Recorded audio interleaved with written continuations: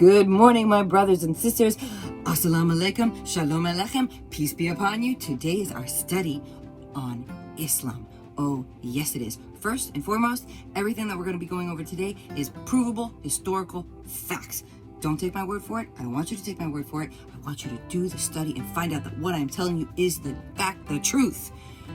Second, if anybody gives you a book and says, this book you must live your life by, but you may never ask any questions about it, that is the moment you need to start asking questions. Oh, yes.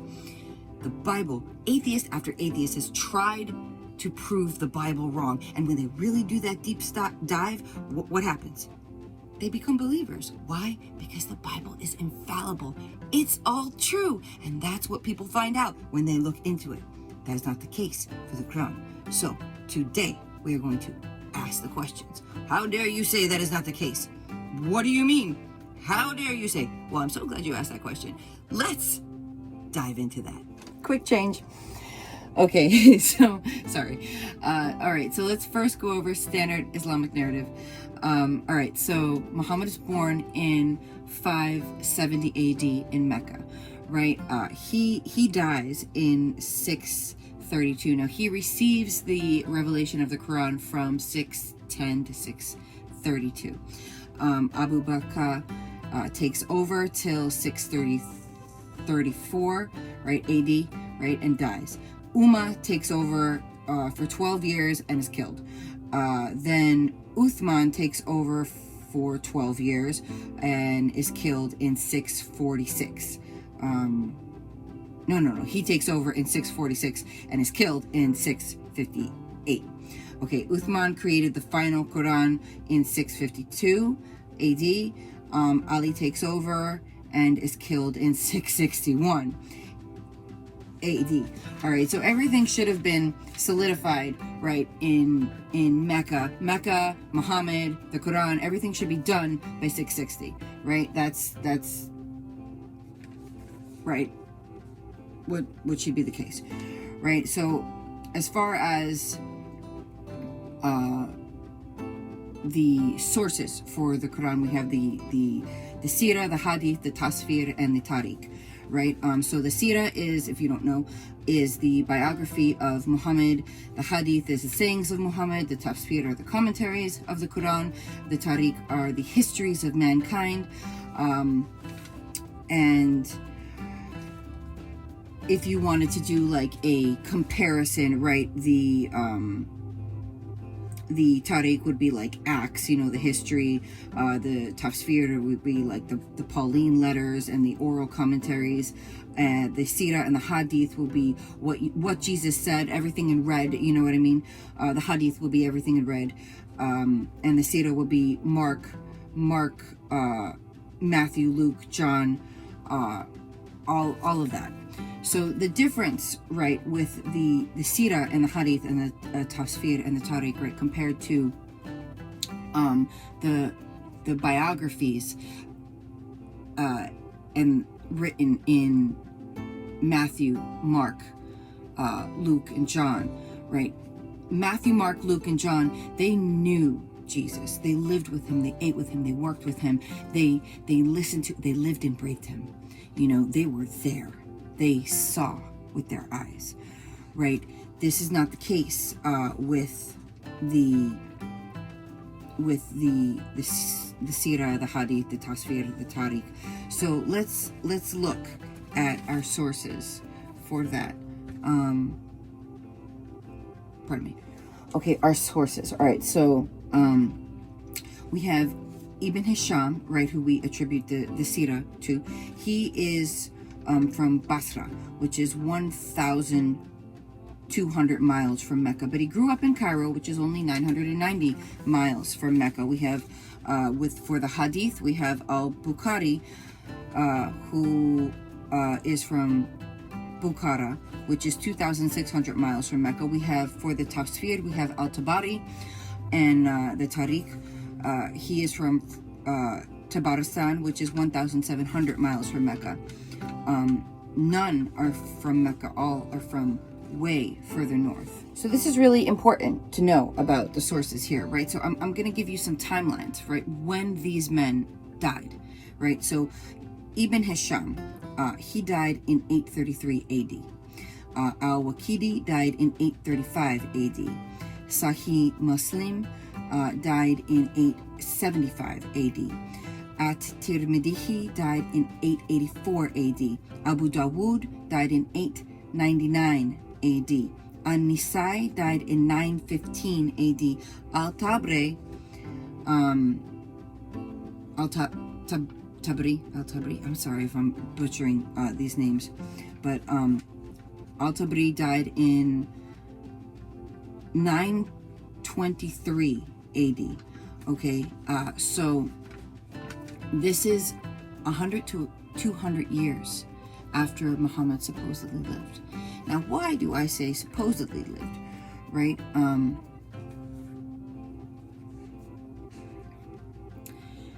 Because there's a fundamental problem with Muhammad, and that is that he was born in Mecca in 570 AD, but there is no conclusive evidence to suggest that Mecca existed in 570 AD. Now, I know, standard Islamic narrative says that it's the oldest city in the world, and that Adam and Eve lived there, and that Abraham and Sarah and Hagar and Noah lived there, and Daniel and the Sheba and Queen of Sheba and all these people were there. But the problem is there's no historical evidence to prove that Mecca existed in the 6th century. So the Quran says, right, Quranic traditions, historically, they say that it's near Sodom and Gomorrah, that Abraham and Ishmael and Hagar lived there, that there were lush grains and vegetation and olive trees and streams. That makes no sense because Mecca's always been in a desert with badly depleted soil, and we know that from soil samples. Well, you might say, well, the Zamzam well is there, and that's an endless supply of water supplied by Allah, right? No. The Zamzam well is an endless supply of water supplied by 27 desalination tanks that are located in Jeddah. You can look this information up. That is how that the Saudi Arabian government is taking this well to the bank, okay? And it's sold, Zamzam water is sold all around the world. But those desalination tanks, they're all built by Western companies. I mean, America, Bechtel, Britain, Spain, Canada, all these different places have created these desalination tanks so that the Zamzam well can be an endless supply of water. And you can look up the progression of the well and the evidence thereof. And also there's Al-Safra and Al-Marwa, right? So you know the story how Hagar was sent away, and she didn't want the baby, she didn't want to look at the baby dying, right? So she puts the baby down, she walks away, and an angel comes to her and she says, don't you know God will, I'm paraphrasing here, will take care of your child. And she's going back and forth between Mount Moriah and Mount Scopus, right? So Al-Safra is Arabic for Scopus, and Al-Marwa is Arabic for Moriah. Now, where do we actually have Mount Moriah and Mount Scopus, right? We have them in Israel, correct, right? We have them in Israel. Now, in Mecca, you can go see these two mountains, Al-Safra and Al-Marwa. They are located in buildings. Do mountains go in buildings, or do buildings go on mountains? Buildings go on mountains, right? So these mountains that you can go see in Mecca are recreations, they're fabrications, they're the equivalent of if you go see the pyramids or the Eiffel Tower in Las Vegas, right? They're a smaller recreation of the original, they're a facsimile. So there's a problem there. The biggest problem, right? Well, the two biggest problems, right, are maps and archaeology, right? So today, Mecca is home to some of the tallest buildings in the world. The clock tower in Mecca is the 4th largest building in the entire world, the 4th tallest building. So you know what happens when you dig up the foundations for tall buildings, what happens? The archaeologists come out of the woodwork. Yes, they do. And they did. The problem is, when they were digging up the clock tower and all these other really big buildings, archaeologists in Saudi Arabia have admitted that there's really no historical evidence found for Mecca before the 9th century. And the best thing that they've found is like an Ottoman fort that was built in the 14th century. And that doesn't jive with Quranic traditions, right? It just doesn't make any sense. When you look in the Bible and you see Babylon is here and Jericho was there, you can go dig up those places, even though they're completely covered in sand, and find Babylon.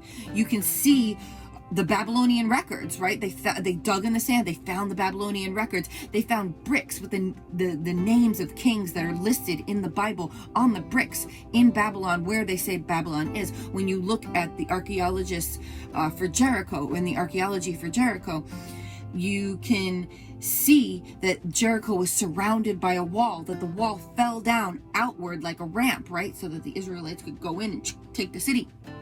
You can see that the entire city was burned. Before it was burned, it was Canaanite, and after it was burned, it was Hebrew. You can see all that. You can tell all that from archaeology. When the Bible says something is where it is, right? The Bible, the Torah, the Tanakh, the New Testament, the Old Testament, the Brit Hadashah,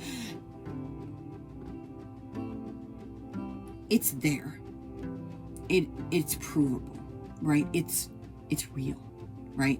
When you have the biography of Jesus written by Matthew, Mark, Luke, and John, they saw him, they heard him.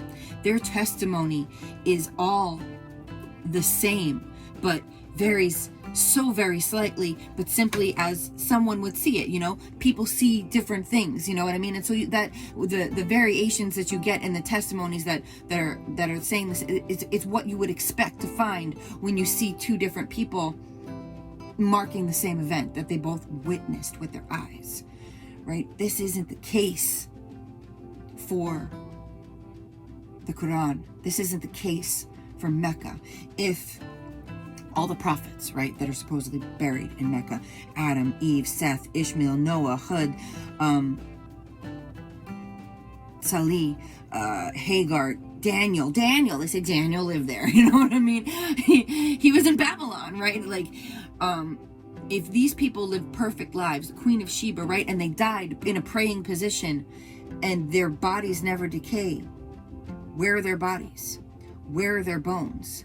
These things have never been found. If you go to Mecca today and you try to find the home of Muhammad or the tent of Amina bint, right, it's all boarded up and concreted up. Nobody can go in there. Why? To preserve it? That's what they're going to say, to preserve it. But no, that's not why. It's to keep out the archaeologists, to keep out the people who can verify, no, nobody is here. There's nothing to suggest historically that anybody was actually there. So where did it come from? Where did these stories happen? Let's get into that. Okay, so to understand the history of how the Quran actually came about, right? Because tradition says, standard Islamic narrative says, that the Quran is unchanged and exists exactly as it does in the clay tablets in heaven. Now, first off, we know the Quran has been changed, right? And in fact, not only has been changed, there are 26 different variations of the Quran. And these are not translations, these are variations. Qurans written by different people throughout the world. And they differ, right? Now, how do we know this, that there are 26? We know this by the work of Hatun Tash. Hatun Tash was a beautiful Turkish missionary who was doing a missions trip in northern Africa, and she goes to a bookkeeper and she says, I need a Quran to teach my students. May I have one, please? And he says to her, of course you can. Which one would you like? And she goes, what do you mean? Give me all of them. Well, now that's an oversimplification of the moment, but in reality what happened was she took this version that he gave her and she went home and compared it to her Hafs version, and she's looking at this verse and she's looking at that verse and she's like, this looks different, that looks different, and she's like, something's going on here. And so she goes to all of the different academic scholars that she knows, all the Arabic academic scholars that she knows all throughout the Middle East and all throughout the world, and she says, get me this version, get me that version, get me this version, get me that version. And she and these academics managed to collect 26 different Qurans, right? And all of them studied very diligently every single verse in these Qurans, all the Siras, and they were able to find over 93 different 93,000 variations in the texts. And these are not like words that mean the same thing for one thing. You like sin, trespasses, forgive us our trespasses, forgive us our trespasses, forgive those who trespass against us, forgive us our sins, forgive those who sin against us, forgive us our debts, forgive us our debtors. No. Are you getting virgins in heaven, or are you getting grapes, the young and tender fruit of the vine, right? Like, those are very different meanings. Different meanings means different theologies. Different theologies is a thing. This is very important, you know? And so what had happened was, in Egypt, in Cairo, when they standardized tests, right? In 1924, they had standardized tests in Egypt, and they were getting back 30 different answers from all of these students. But the thing is, those 30 different answers were correct, because these students are made to memorize their family Qurans. And so all these answers are right, but they couldn't have this, right? So what they did was they used the Hafs version and standardized all the Qurans, and then Egypt took all the other Qurans and they threw them into the Nile River. No joke, they threw them into the Nile River. Forget the fact that there's Qurans all over the world, you know what I mean? So it worked well for them. In fact, it worked so well that in 1984 or 5, the Saudi Arabian government decided to do the same and standardize the Quran for the whole world, right? Using the Hafs version. But there are still other versions that exist, right? Like Hatun Tash, found in northern Africa. And so this poses a question, right? And a lot of questions, as you can look into that study. But how did the Quran come about? Now, to really understand this, you need to look at the caliphates and the historical evidence that we have in them. So, supposedly the first caliphate, the first Islamic caliphate, was Muawiyah. This is not true. Now, how do I know that's not true? Because, and I'll show you a picture right here, but I'm just gonna grab my trusty copy here. This is a coin, right? I don't know if this coin is owned by J. Smith, but it might be. That's Muawiyah's coin. That's Muawiyah's inscription. And over here you can see 1, 2, 3 crosses. So his coins with his inscription that says Mahmud, right? Mahmud being not a name, Muhammad, but a title, the praised one, with 3 crosses above it. That title, Mahmud, probably refers to Jesus Christ being the praised one. And since there are 3 crosses on it, that means he's a Christian. It also means he's not just any Christian, he's a Trinitarian Christian. He believes in the Father, the Son, and the Holy Ghost. Oh, yes, he does. So, what's going on here? Now, to really begin to understand what's happening, let's look at the coins for a moment, because they tell the story, and the best part of the story is really when we get to the second caliphate with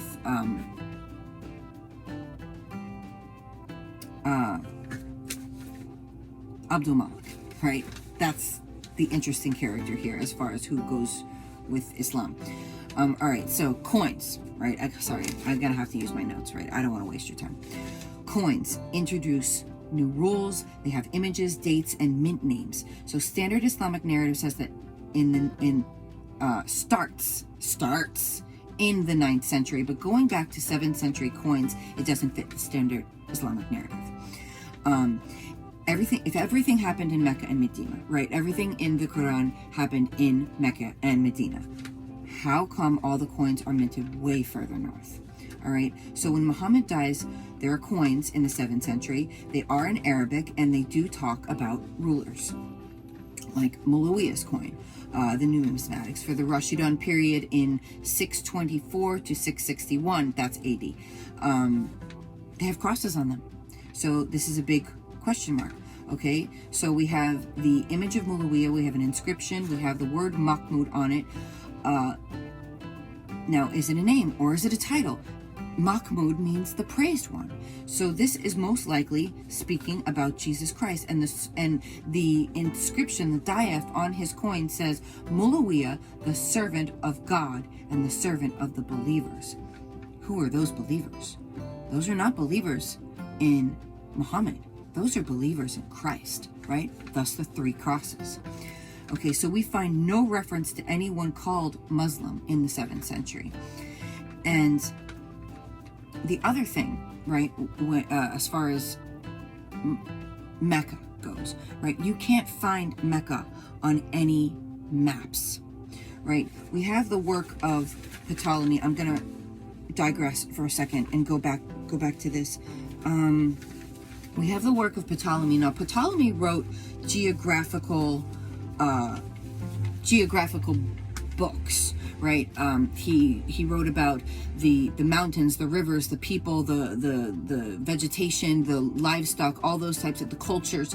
He wrote about all that. And so, but he didn't write actual maps. We have people that took his books later on and made maps. Now, Ptolemy lived in the second century. So if Mecca was around from the time of Adam and Eve, it certainly should have been around during the 2nd century, right? AD. If Abraham lived there, that means that Mecca was around in 1948 BC. So it definitely should have been there by the 2nd century AD. So we have the work of Ptolemy. So now we have these people who have built maps using his work. So we have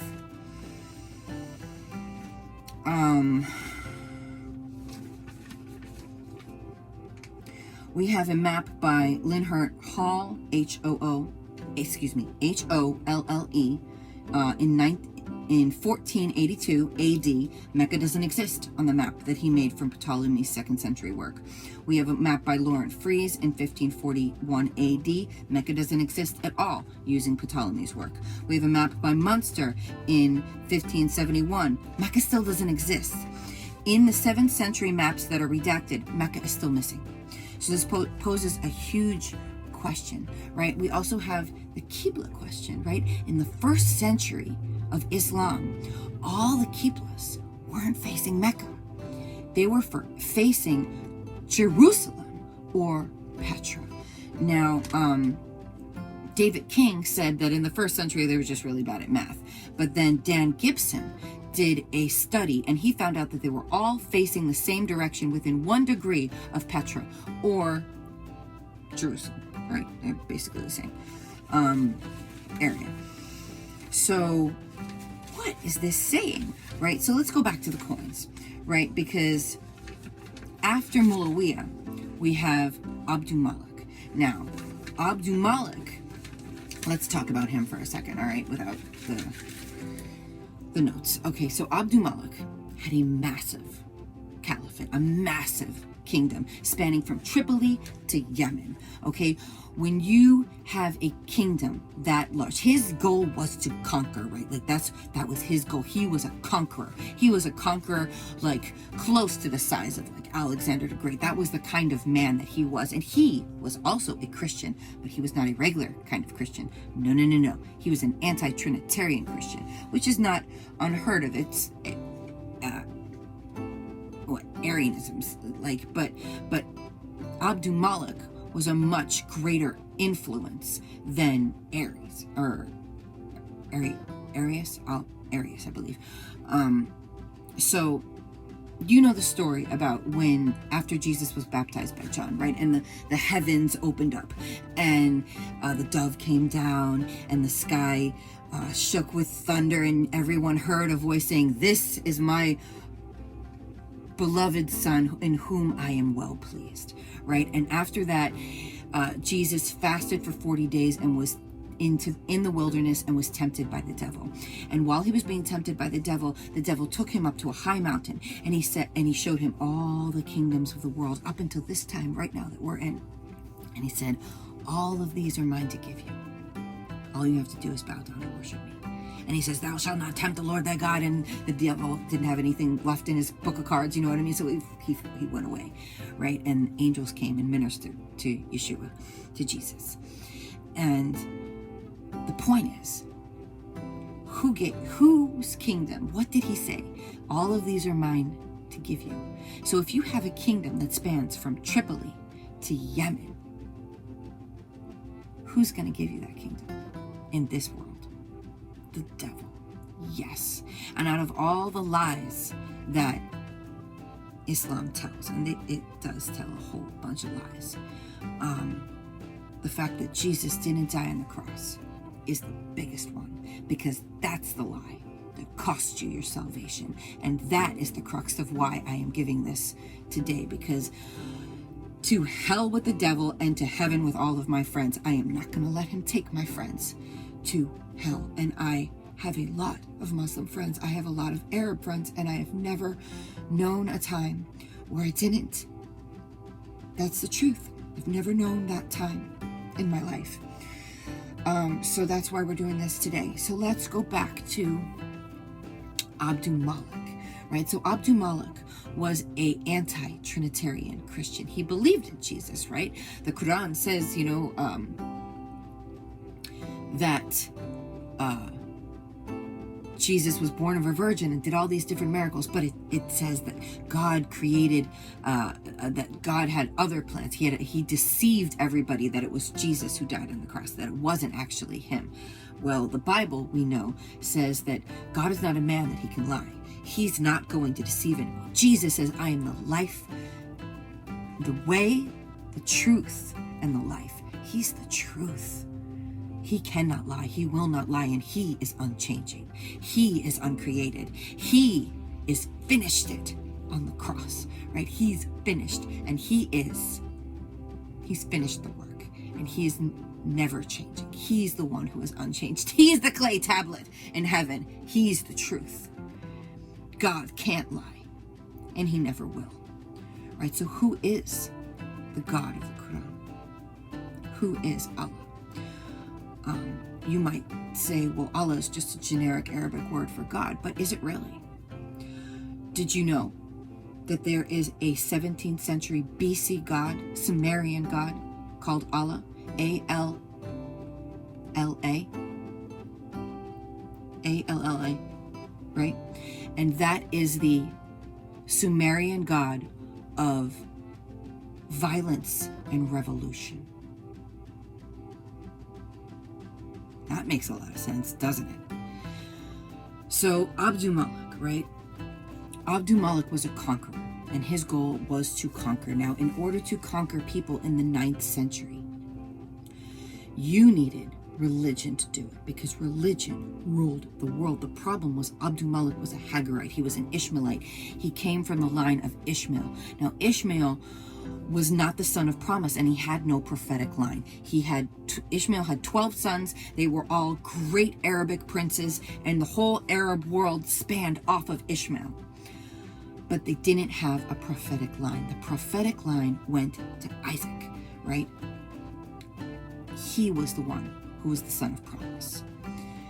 And in order to rule a people with religion, you need a book, you need a man, and if you need a place, right? So if Mecca didn't exist in the 7th century BC, when did it exist? Well, it existed after Abdul Malik, who had the ability, the funds to create the army to do the conquest that supposedly Muhammad had done, the funds to get the scholars from this place and that place and the other place to bring together the Quran so that he could paste something together that people would be able to accept. And he created, and he had the funds to create Mecca in the desert where there was no city.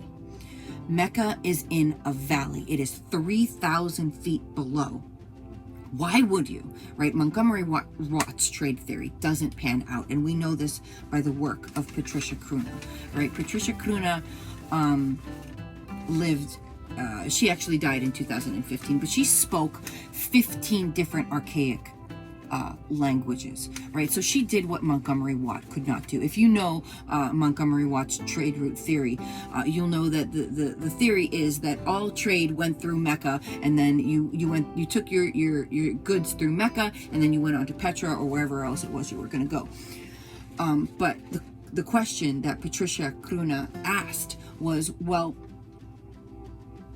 why would you take your goods and your camels in a valley down to a place where there's no water, no vegetation, and then go down 3,000 feet and then up another 3,000 feet? Your camels are famished. Why would you go by land, right, when you have to worry about marauders and all sorts of other things and feeding the camels, right, if you have a waterway? You had the Red Sea right there. So Patricia Cruna asked that question, and she did what no one else could do, which was look at the port trading documents, the Greek port trading documents. She read them, and she found that there is no mention of Mecca anywhere. So let's look at that really quick. Okay, so Patricia Cruna, C-R-O-N-E, umlaut over the O, right? She found in the Greek trading documents reference to Taif, which is southeast of Mecca, Yathrib, which later became Medina, Khaybar, but never Mecca. She found many lesser known port towns that are still there today from antiquity, but no one ever mentions Mecca. So Patricia Cruna wrote Meccan Trade and the Rise of Islam. She wrote that in 1987. And it debunks Montgomery Watt's trade route theory. She also wrote Hagarism. Now, she also asked the question, okay, well, maybe since Mecca isn't in any of these trade routes, maybe it's in some of the records from antiquity from some of these neighboring cities, right, or somewhere in the Arab world, right? So she looks at all these different literary references, and she finds no reference to Mecca whatsoever. In fact, the first thing she finds, the earliest literary reference to suggest Mecca existed was in 741 AD. That's 100 years too late, right? And that is the Apocalypse of Pseudo-Methodius Continuatio Byzantia Arabica, and that was during the early reign of Caliph Hisham. All right, so back to the coins. So we've got Muawiyah's coin, which poses a lot of question, and then we have Justinian's coin and Abdul Malik's coin, right? There's his victory coin right there. I'll show you in the maps. You can look at all this stuff and stop and examine and assume. Okay, so let's go back to our notes on coins. All right.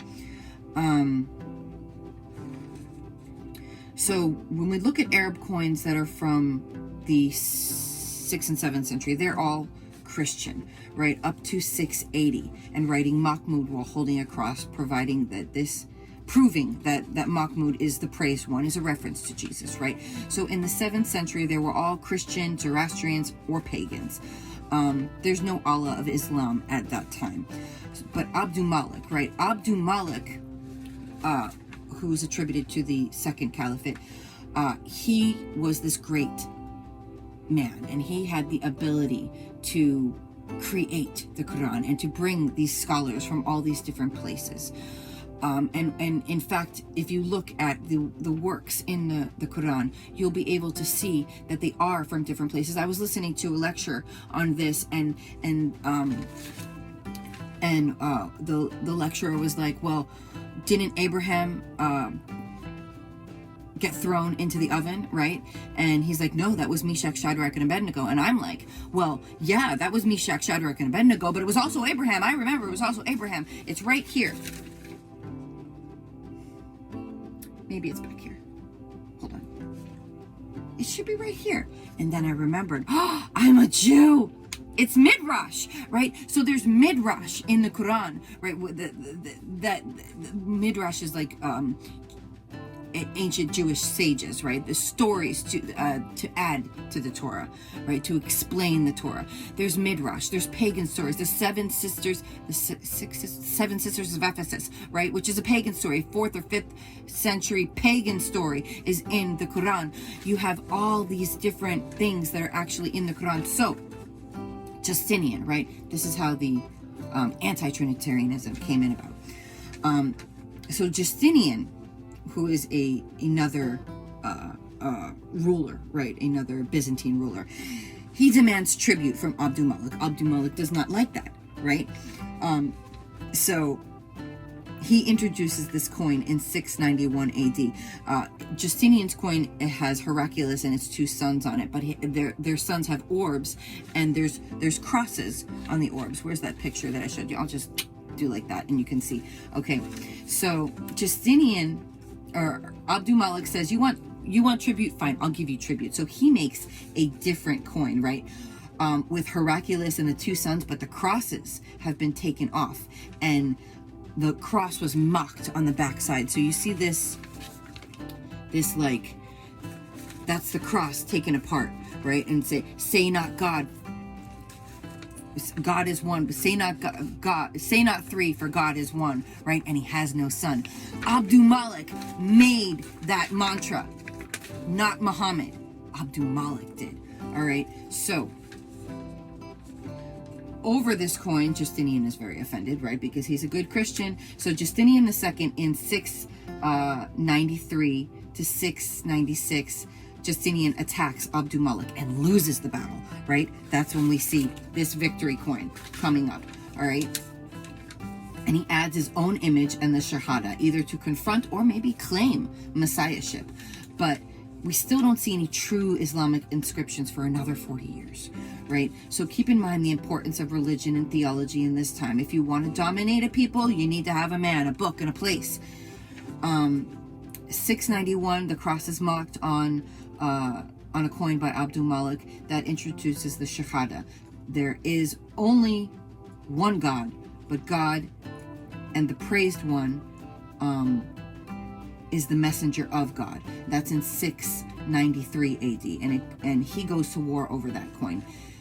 Then in 696 AD, he makes his own coin, say not 3, for God is one, and he has no son. That's attacking Christians and the associators, right? Because they associate themselves with Jesus. But it's not exactly a Muslim yet, or any references to Muhammad, but Allah does appear, right? In 696, the coins, that's in 696, coins which suggest that it wasn't Muhammad introducing the anti-Trinitarianism, but it was actually Abdul Malik. I just said that. Okay, so it's nothing more than Arianism. I said that too, all right, which has been around since the 4th century with the Gnostics and all of that, right? But Abdul Malik was much, much stronger than Arius. Abdul Malik, who had a kingdom that spanned from Tripoli to Yemen, was the type of man who could really make anti-Trinitarianism stick. And he did. And he created the man. He created the book. He created the place. In Medina, right? Muhammad went into Medina, slit the throats of 800 Jewish men, and took their women and children as slaves. Do you do that with a prophet and a few followers, or do you do that with an army? Abdul Malik had an army. The things that you attribute or can be attributed to Muhammad in the Quran are actually the conquests of Abdul Malik. That's why there's such a hodgepodge of different things. So he borrowed from his neighbors. He took scholars from this place and that place. That's why there's no continuity in the Quran like there is in the Torah or the Bible. We also have the work of Gunther Lulling, and Christopher Luxemburg. This is really interesting. You got to look these people up. All right. So Christopher Luxemburg, right?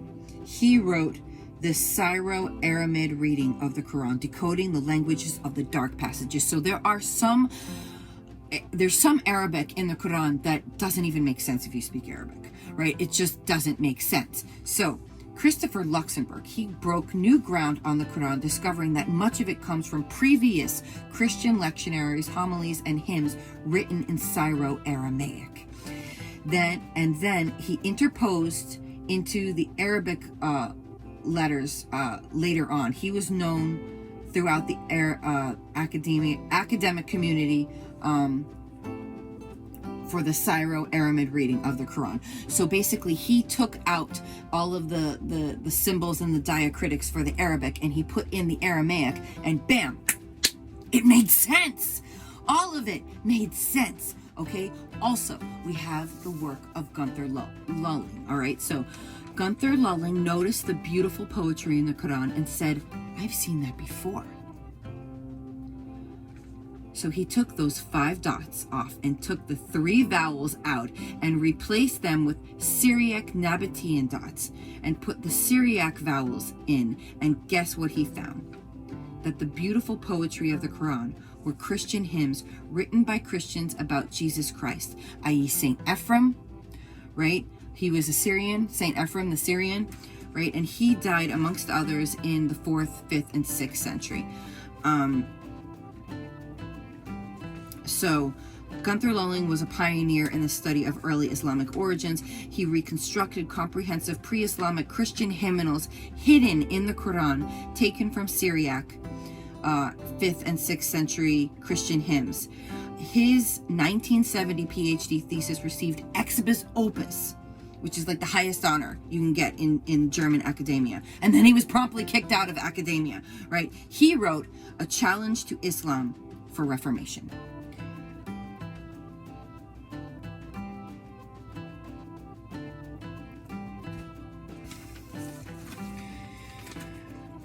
So,